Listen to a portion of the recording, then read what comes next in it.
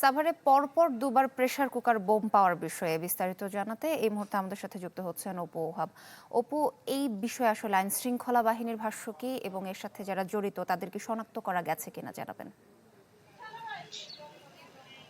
আসলে এই বিষয়ে গতকালকে কিন্তু দুটি ঘটনা ঘটেছে। একটি হেমায়েতপুরে, যেখান থেকে 5টি ককটেল উদ্ধার হয়েছে, বোমা তৈরির সরঞ্জাম উদ্ধার হয়েছে, এবং আরেকটি হচ্ছে ইয়েতে, যেটি প্রেশার কুকার সদৃশ্য যে বোমা একটি মসজিদের মাঠ থেকে উদ্ধার হয়েছে।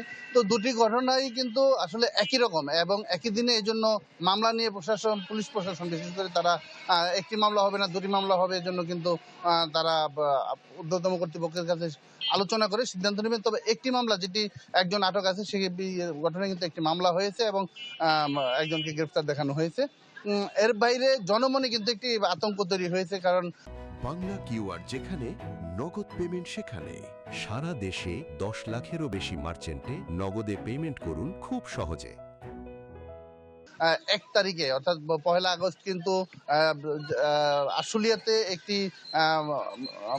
একটি দোকানের সামনে থেকে একই ধরনের আরেকটি বোমা, প্রেসার কুকার বোমা উদ্ধার হয়েছে। গতকালকে যে প্রেসার কুকার উদ্ধার হয়েছে, 2টি বোমা এবং আরও 5টি ককটেল, সব মিলিয়ে যে ধারাবাহিকভাবে যে বোমা উদ্ধার, এই আপনি জানেন যে শিল্পাঞ্চল, সাভার এবং আশুলিয়া, এখানে কিন্তু দেশের বিভিন্ন প্রান্ত থেকে মানুষ আসে, তারা কাজ করে।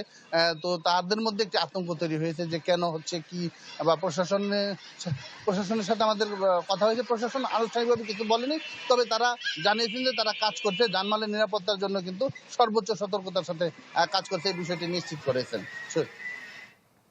অপু, ধন্যবাদ আপনাকে। দর্শক, সাভার থেকে আমাদের সাথে যুক্ত হয়েছিলেন সহকর্মী অপু ওহাব।